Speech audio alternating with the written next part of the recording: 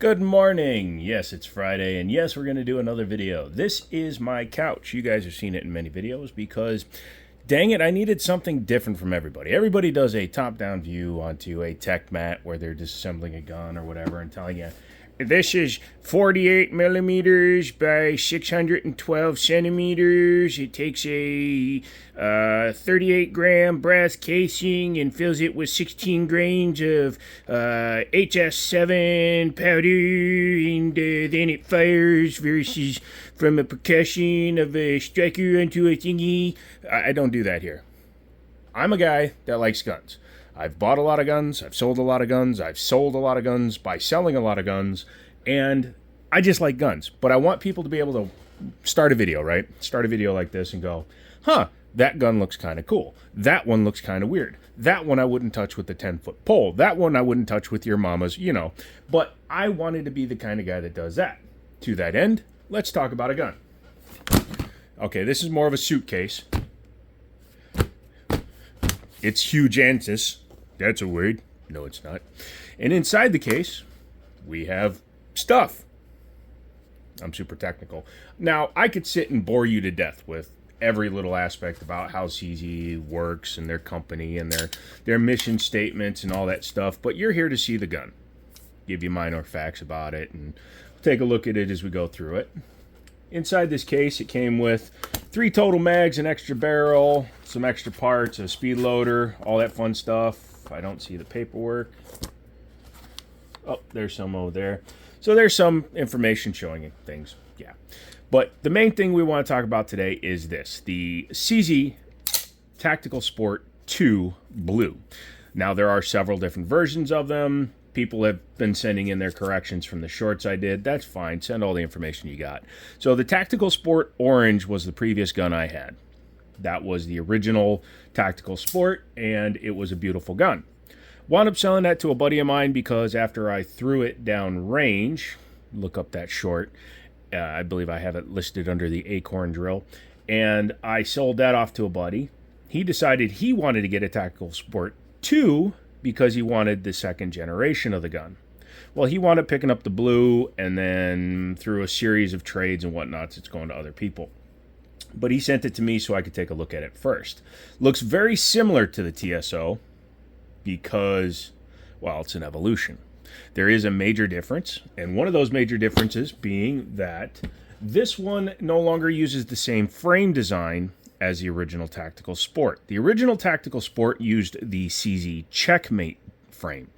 This uses the CZ Shadow 2 frame, so it's a much more updated frame. It's a little less expensive for them to produce, allowing them to build these guns at a much more attractive price, yet still give you all the function, feel, and fitment that you come to expect from these. These are race guns. These are not daily carry guns. This isn't a gun that you would normally want to just strap to your side and go about your day, being that you could if you decide to. I've carried a SIG X5 Legion on my hip before, which weighs about the same as this and is actually wider. Finished in a nice coating. I think they use a DLC. It might be PVD or Quench Q, whatever, QPQ. But it looks really good, and these finishes really do hold up well. It takes flight of about 40 yards to scratch them, if you know what I mean. This is the single action only gun. It is not a double action. It is not a decocker model. You don't want that on a competition gun. You can, but you don't. Just don't do it. Has a very nice magwell on the bottom. A little bit different design from the first version. The first version actually went on the other way, I believe. It's been a while since I had it. They did a little bit more fitment. We'll talk about that real quick. So the original TSO, and this one has it a little bit too. You can see it back here. Even though these are expensive firearms, anywhere from $1,400 to $2,200, they didn't blend the magwells in, and I'm not 100% sure why. It's better on this gun than it was the TSO, because here you can, even if you fub it a little bit, you can still get it in there because they beveled the inside of the actual gun too. But the original TSO, if you even slid down the side, and you can do it here a little bit, you can catch the mag on these edges that stick out. For an expensive gun, I would expect that to be done. It does have nice touches, especially for the price, like a checkered front strap, checkered rear strap, has a very nice raised beaver tail, skeletonized hammer, very nice, Flat face trigger in this model. Not 100% sure if all the different versions have it, but this one does. Full-length dust cover, but no pick rails. Again, being a competition gun, they bury a lot of weight in there. You see how thick it is there? I've already showed it's cleared, so I don't need any comments. Oh, he's pointing a gun at himself. No, I'm pointing it at a phone. It has forward and rear slide serrations that are deeper cut, which is nice to see because you don't really have a lot of real estate on the top of a CZ because of the inverted rail system, which we'll take a look at later. Very nice rear sight. It is only windage adjustable by knocking it over a little bit. You can see it has 2 set screws. I actually would have liked to see a fully adjustable one. Again, this is the blue. The orange is almost $900 more than this gun at its maximum. At its minimum, I believe they sell for about $700 more because it does have other things. Now, this has an enhanced kind of a bushing built into the gun from CZ, but a CZ Orange 2, Tactical Sport 2, excuse me, has a bull bearing, bull bushing, bull barrel, excuse me. So more like a competition style 1911 where it doesn't have anything up there. Again, single action only, so cocked and locked. If you are going to put it in your pocket, cock it and lock it.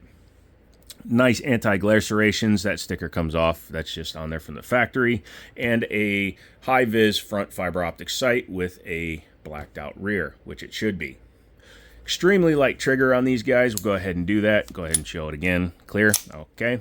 Pulling the trigger, you can see how light it was. I was trying to get to the wall and I pat right through it. It does have an over travel screw on it, but as you can see, that's it. I'm trying to get to the wall. I have nerve damage, so I can't do it as well as other people, but as you can see, that's it. A little bit of take up, and then, I would say it's very close to the Tactical Sport Orange that I had. Reset is actually longer than the orange was. The orange had a sharper reset. And I've never put my hands on a TS2 orange, so if I ever get my hands on one of those, we'll see what the difference is. But yeah, the reset feels really good though. And when you're presenting it, it feels really nice. This gun has plenty of heft to it. Yeah, I really like this one. What do you say we pop her apart? Like most CZs, I've seen a few leave the factory where they forget to mark them because even CZ can make a mistake. There are 2 lines on the back of the gun here. You see I cocked the hammer back. Some people will actually just do what's called a quarter cock, which can actually help stop the slide there. But once you've done these guns a lot, you can just pretty much train your hand to hold it there. And then I use the base of a mag because it's going to be very tight. This is a brand new gun, never been apart. I guarantee you that. I'm the first Nimrod that's taking this thing apart. Oh, goodness. Oh, goodness, mama. She's a tight one. Hold on a second. I gotta wiggle her out a little bit. There we go. Again, new gun, very tight, and these are one take. So flip it over. You always want to do that. Just makes it easier to take it apart. We'll set that down. Guide rod, I haven't taken this part, should not be captive, so be prepared for that. And I was correct. It does have 1 buffer in there. Adding buffers to the system can cause the gun to cycle faster or short stroke. You got to be careful when you do that because it could also cause issues with cycling reliability. But captive guide rods are for standard guns. Non-captive guide rods are for competition guns because you never know exactly what you're going to be doing with that gun. You may want to shoot 124 grain, 147 grain, 154 grain, 115 grain, 95 grain. You don't know what you're going to be shooting, so being able to adjust your spring rates is very important. Has, wow, very tightly fit. Good on you, mister. Good on you, son. Give me 1 second. I have not taken these barrels out yet.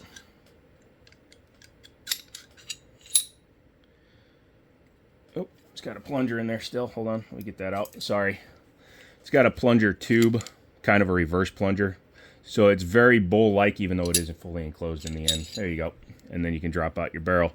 Very nice. Has the cam lock system. This is an improved version of John Moses Browning's design. It does use locking lugs up at the top, but this is more of the Browning high power lockup style, where it's just right there. Looking inside the gun, one thing you will notice, all you ninny nannies, no drop safety. This is a competition gun. Does not need a drop safety because, well, if you're at this level of gun, you don't need it. Let me just put it that way.